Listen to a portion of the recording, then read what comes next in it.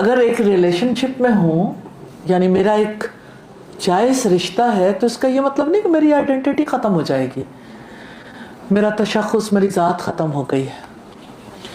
می سے وہی تک کا جو سفر ہے، یعنی ایک سے دو بننے تک کا جو سفر ہے، اس میں گروتھ ہے، اس میں میں پھر بھی آپ سے یہ چاہتی ہوں کہ آپ اس طرف توجہ دیں کہ کتنا امپورٹنٹ ہے اپنی بچیوں کو اور بچوں کو اس رشتے کے لیے تیار کرنا، اور کتنا پہلے سے ان کی ٹریننگ کرنا، کیونکہ جو تیار کسی کا کیا رول ہے، مرد کا، عورت کا، لڑکے کا، لڑکی کا جو رول ہے وہ سکھانا ہے۔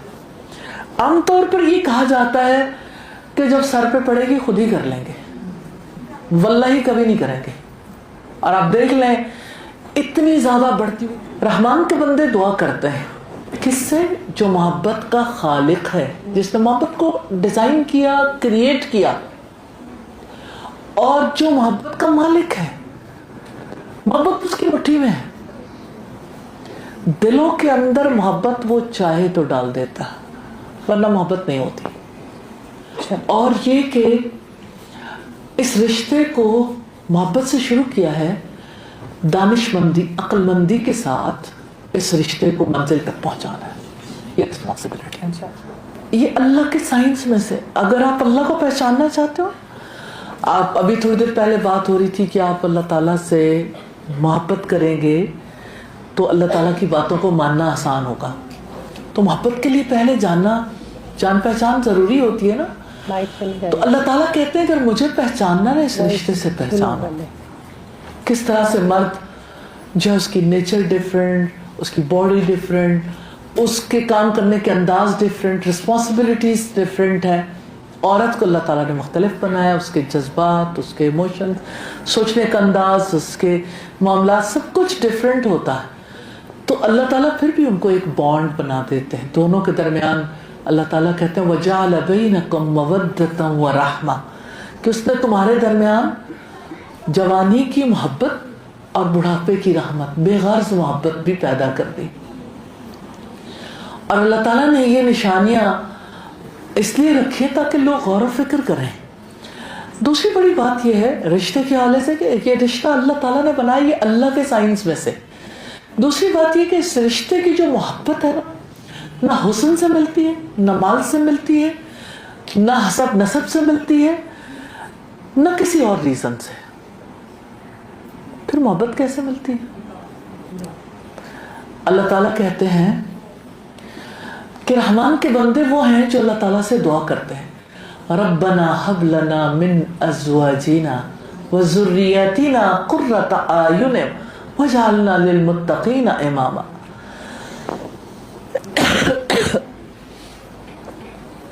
رحمان کے بندے دعا کرتے ہیں کس سے؟ جو محبت کا خالق ہے، جس نے محبت کو ڈیزائن کیا، کریٹ کیا، اور جو محبت کا مالک ہے۔ محبت اس کی مٹھی میں ہے، دلوں کے اندر محبت وہ چاہے تو ڈال دیتا، ورنہ محبت نہیں ہوتی، بھلے انسان کتنی کوشش کرے۔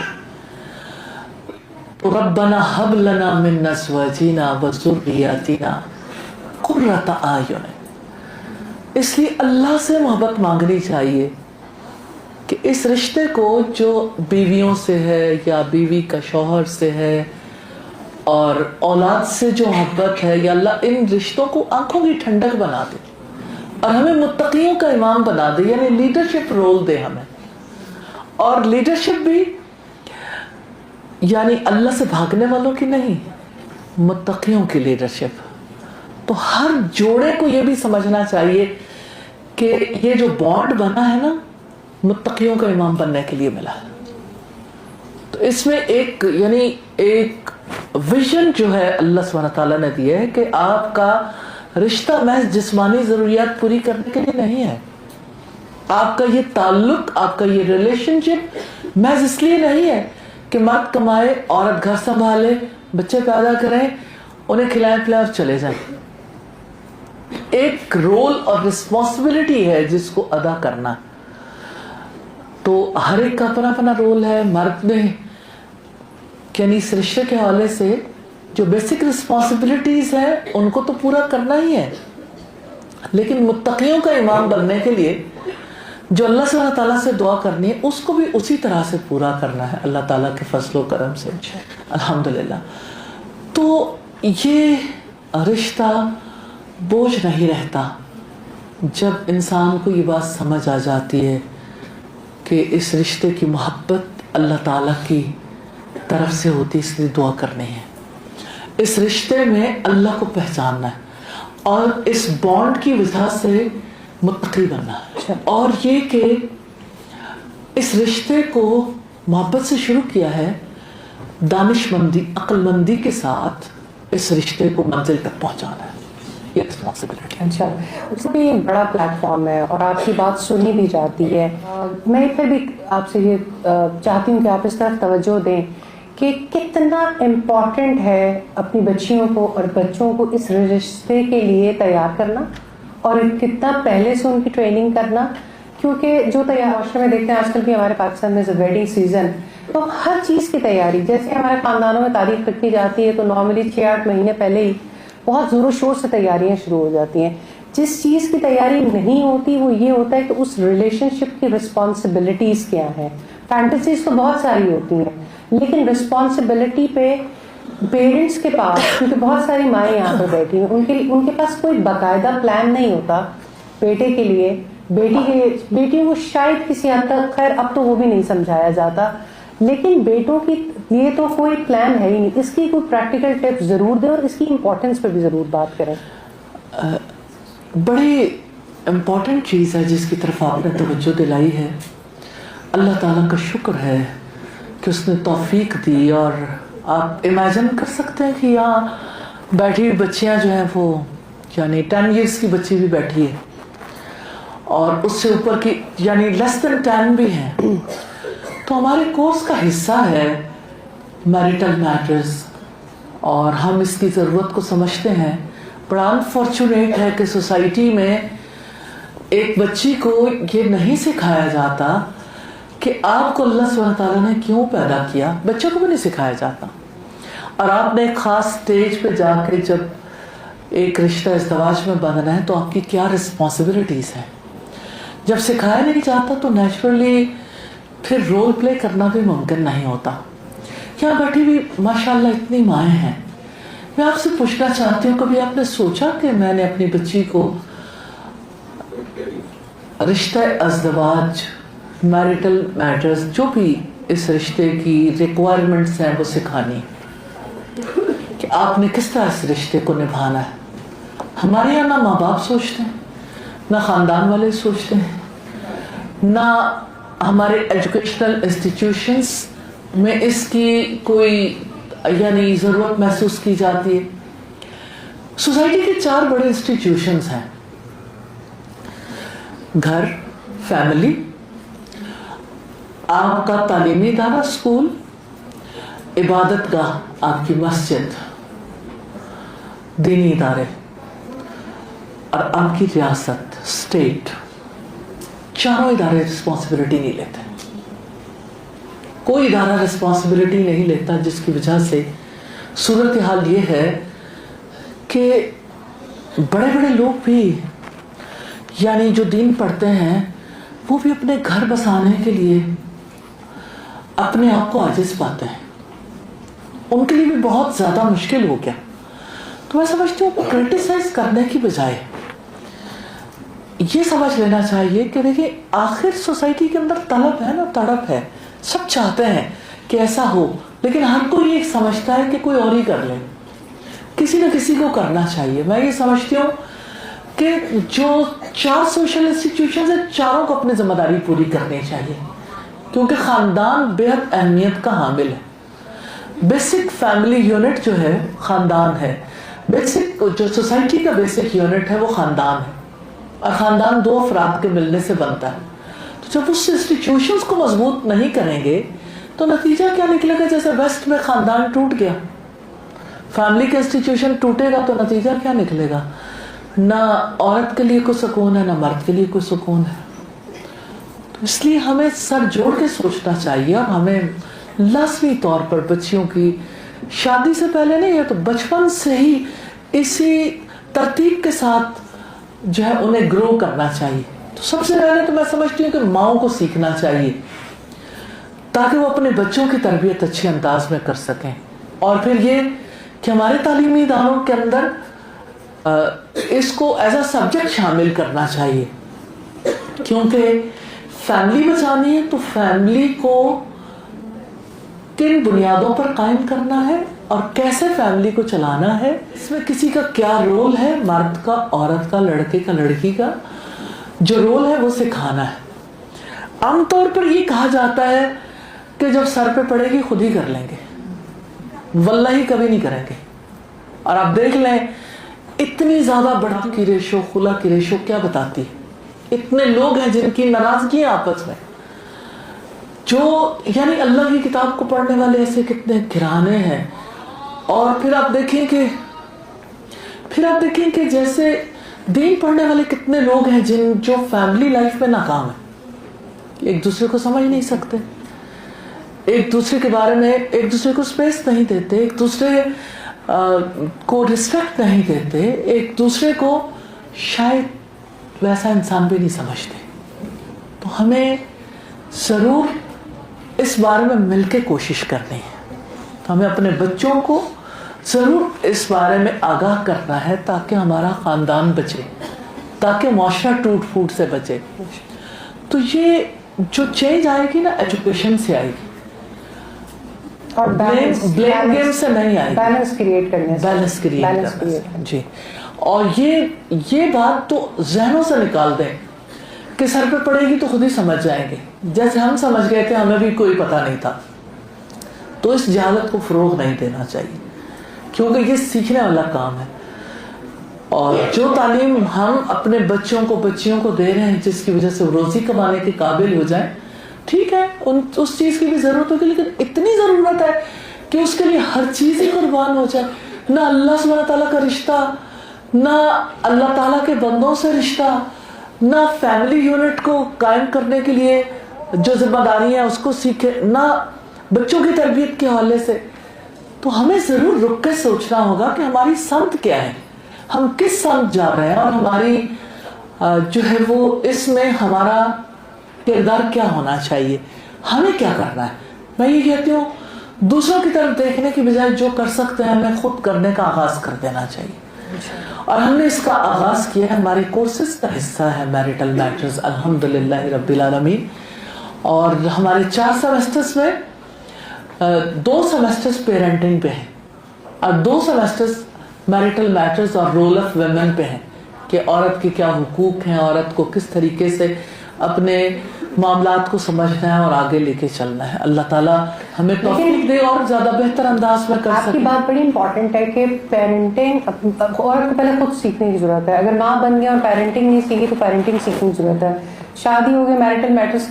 آپ نے ہمیشہ جب بھی کورس ڈیزائن کیے ہیں بچوں کے لیے, آپ ہمیشہ کہتی ہیں کہ ماں ساتھ ایڈمیشن لے, اور اس پہ ہمارے اوپر بڑا بیک لیش بھی آتا ہے کہ آپ حفظ کروانا چاہتے ہیں تو آپ کہتے ہیں ماں پڑھنے آئے. آپ اسکول میں ایڈمیشن دیتے ہیں, آپ کی عجیب شرطیں ہیں. تو ہم نے جو ایکسپیرینس کیا تجربات کے ساتھ, کچھ مائیں جو ریئل ٹائم اپنے اولادوں کے ساتھ مخلص ہیں اور وہ واقعی چاہتی ہیں, باقی سب اسکول کے اوپر رسپانسبلٹی پھینکنا چاہتی ہیں اور وہ کہتے ہیں بہت بیزی ہیں, ہمارے اور بھی بچے ہیں اور بھی کام ہے. جو ریزسٹنس اصل بیئر کرنی پڑتی ہے وہ ماں کی طرف سے کرنی پڑتی ہے. معذرت کے ساتھ خواتین ریڈی نہیں ہیں بہت کچھ لرن کرنے کے لیے. تو یہ بات اس لیے میں نے ایک اپرچونٹی جانی کہ ہمیں لگتا ہے کہ نہیں ہر کوئی ریڈی ہے. شاید آپ اس سیشن میں بھی یہی سوچ کے آئے ہوں گے, لیکن جب ایک پراپر کچھ انسٹیٹیوٹس جیسے استاذہ نے کہا کہ یہ سب کی رسپانسبلٹی ہے, حکومتوں کی بھی, جو آرگنائزیشنل سیٹ اپس کو چلاتے ہیں ان کی بھی.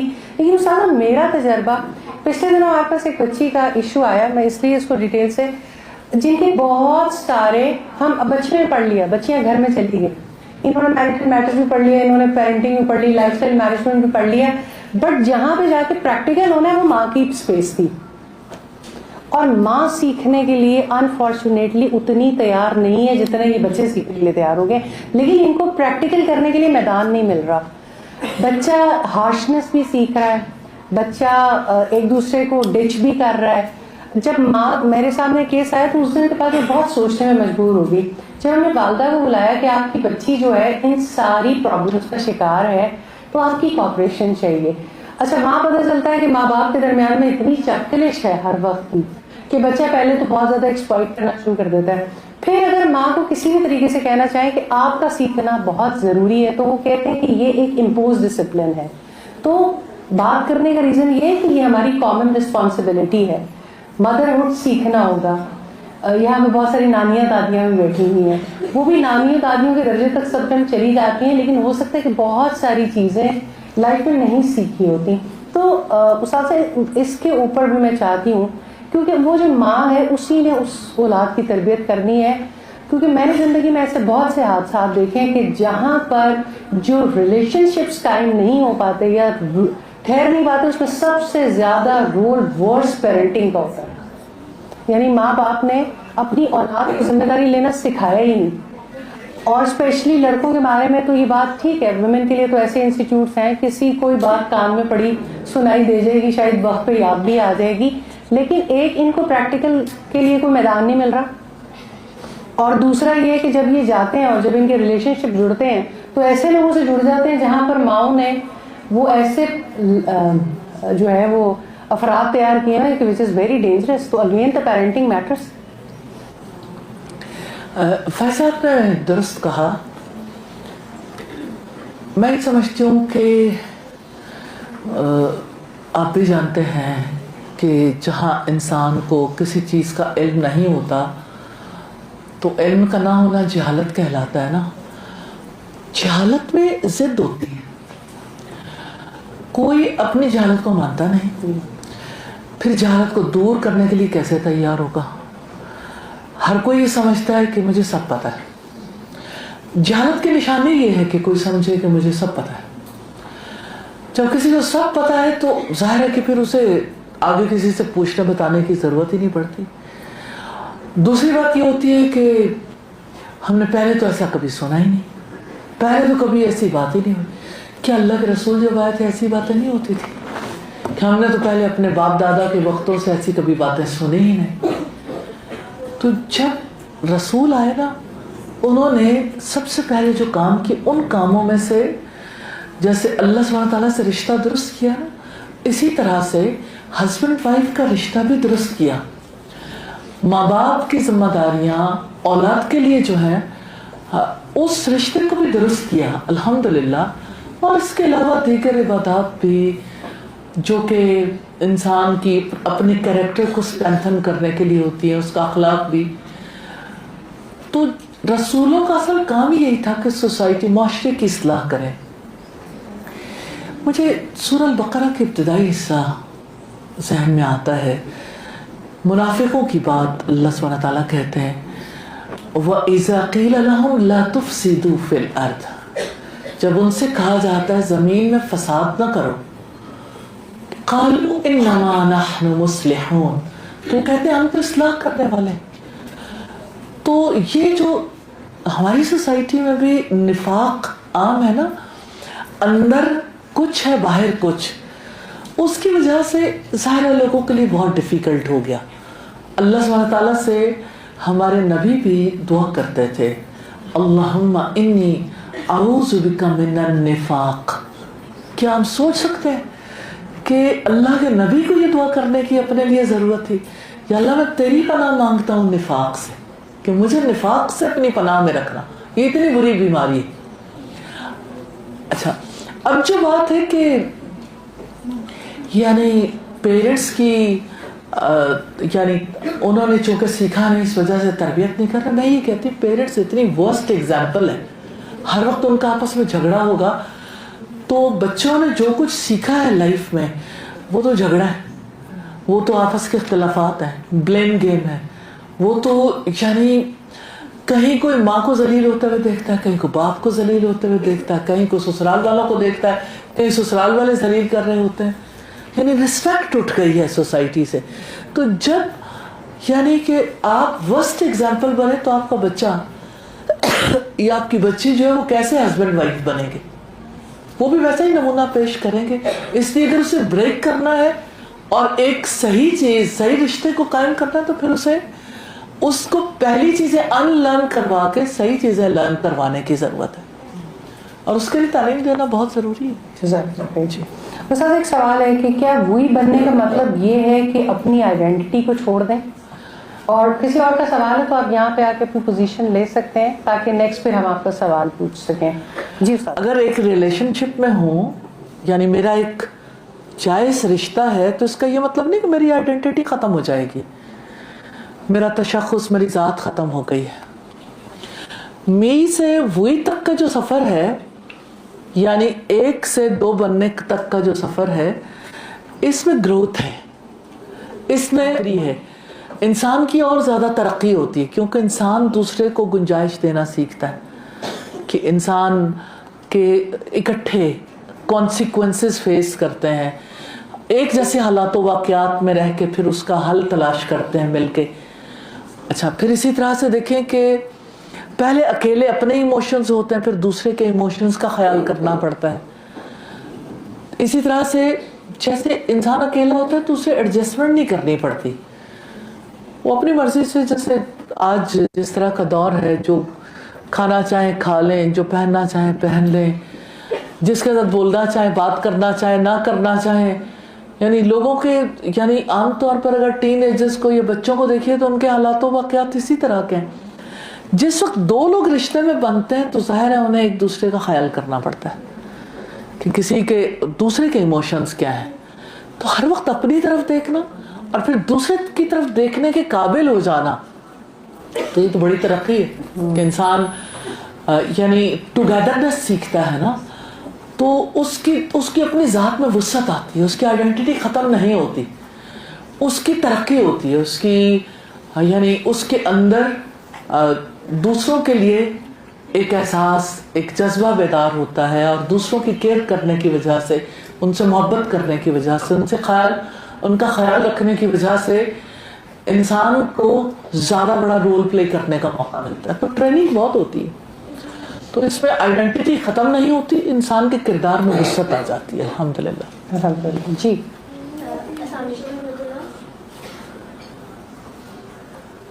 السلام علیکم ورحمۃ اللہ. میرا یہ کوشچن تھا سادہ جی کہ نا ہمیں یہ سمجھایا جاتا ہے, میری مدر مجھے سمجھاتی تھی کہ ہمیں نا ایگوئسٹک نہیں ہونا, غیرت نہیں کھانی.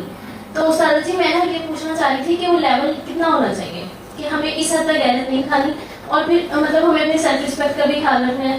تو یہ نا لمٹ نہیں سمجھ آتی, یہ چیز آپس میں کنفیوز ہو جاتی ہے کہ ہمیں سیلف رسپیکٹ بھی مینٹین رکھنی اور ایگوئسٹک بھی نہیں ہونا. ٹھیک ہو کیا؟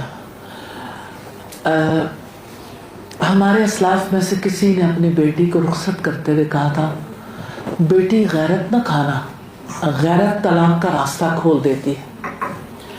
اب آپ نے دوسری بات کہی کہ غیرت کو سیلف ریسپیکٹ کے ساتھ آپ نے کھڑا کر دیا کہ غیرت تو نہیں کھانی لیکن سیلف, میں بھی تو ہوں. اب یہ ہے کہ یعنی ہمیں اس سلسلے میں اللہ کے رسول صلی اللہ علیہ وسلم کی طرف دیکھنا ہے. سیدہ عائشہ کو ایک بار بہت غصہ آیا اور غیرت آئی بہت, جب یعنی حضرت صفیہ نے کھانا بھیجا. اور کھانا دیکھیں, کسی کے گھر کھانا آتا ہے کسی کو غصہ آتا ہے نہیں آتا عام طور پر, لیکن ایک بیوی اگر یہ محسوس کرتی کہ میرے شوہر کی اور بھی بیویاں, اور جب اس کی باری کا دن ہے اس دن دوسری بیوی کھانا بھیج دے اور وہ بہت اچھا کھانا بناتی ہو, تو نیچرلی سیدہ عائشہ بہت ذہین تھی کہ اچھا جو اچھا کھانا کھائے گا وہ ذائقہ لے گا تو اسی کو یاد کرے گا. تو ان کو بڑی غیرت آئی, یعنی غصہ آ گیا نا, تو انہوں نے غلام سے پلیٹ پکڑتے ہوئے جھٹکا دیا, کھانا بھی گیا, پلیٹ بھی گئی, ٹوٹ گئی. اب دیکھیں یہ ایک موقع تھا جس میں ایک بیوی کو غصہ آ گیا, لڑکی کو غصہ آیا. اب رول شروع ہوتا ہے مرد کا کہ ہمارے رسول نے کیا کیا تھا. اللہ کے رسول صلی اللہ علیہ وسلم نے دیکھا, مسکراتے رہے. حضرت عائشہ نے غصہ کیا, آ گئی, پلیٹ تو توڑ لی تھی खाना तो गिरा दिया था। वापस आए, रसूलुल्लाह सल्लल्लाहु अलैहि वसल्लम बड़े कूल होके बात करते रहे। फिर आपने जब देखा हज़रत आयशा का गुस्सा उतर गया तो आपने कहा आयशा आप अपनी बहन को प्लेट वापस कर देना, दैट्स इट। तो उसमें यानी ये दोनों का एक रोल है। एक अगर हम एक औरत को कहें कि आप ही ने सारा कुछ टैकल करना है, तो गाड़ी के 2 पहिए में एक पहिए की हवा निकल गई है, तो ज़ाहिर दूसरे को थोड़ा सा ख्याल करना है, क्योंकि दोनों में हवा होगी तो चलेगी ना। और अगर एक की हवा हमेशा निकाल के रखे तो गाड़ी कैसे आगे चलेगी। तो हमारी सोसाइटी में आमतौर पर ये सब कुछ लड़की से तवक्को की जाती है कि सहना सीखो, सहना सीखो। हाँ, इसमें कोई शक नहीं कि औरत को सब्र करना चाहिए और औरत का सब्र बड़े माने रखता है। लेकिन हमारे प्यारे नबी ने जो एग्जाम्पल सेट किए हैं उसमें मर्द की जो जिम्मेदारियां हैं, उन जिम्मेदारियों के हवाले से आपने अपनी जाती मिसाल पेश की है। तो मुझे ऐसा फील होता है कि हमें अपने बेटों को समझाने की ज़रूरत है कि वो अपनी बीवियों के साथ किस तरह से रहें ताकि उनका घर बसा रहे। ठीक है, कभी औरत को गुस्सा आता है, कभी मर्द को गुस्सा आता है, तो एक चीज़ किसी के लिए उसको अपने जज्बात पे कंट्रोल करना अगर मुश्किल लग रहा है, तो दूसरा जो साथी है, ज़िंदगी का साथी है, शरीके हयात है, उसको थोड़ा सा लिहाज कर लेना चाहिए। लेकिन अगर आप अपने रेफरेंस से पूछ रहे हो, तीसरी बात ये, तो अल्लाह के रसूल सल्लल्लाहु अलैहि वसल्लम ने फरमाया कि जो इंसान दूसरे को माफ कर देता है अल्लाह ताला उसका दर्जा बढ़ा देता है, तवाज़ु इख्तियार करता है ना। तो इंसान अगर हक पे होने के बावजूद अपनी बात छोड़ देता है तो अल्लाह ताला उसका दर्जा बुलंद कर देता है। इसका ये मतलब नहीं कि आप हमेशा पिसे हुए रहो, अल्लाह सुब्हानहू ताला के लिए तो माफ कर सकता है ना। तो अल्लाह आपकी इज्जत कभी कम नहीं करता। इंसान कम करना भी चाहे, वह तुइज़्ज़ु मन तशा व तुज़िल्लु मन तशा, तू जिसे चाहता है इज्जत देता है, तू जिसे चाहता है जलील करता है। तो ये तो अल्लाह सुब्हानहू ताला के काम है। तो इसलिए अगर कोई दूसरा ख्याल करने वाला ना हो तो रिश्ते को बचाने के लिए औरत को फिर अल्लाह सुब्हानहू ताला की तरफ जरूर देखना चाहिए।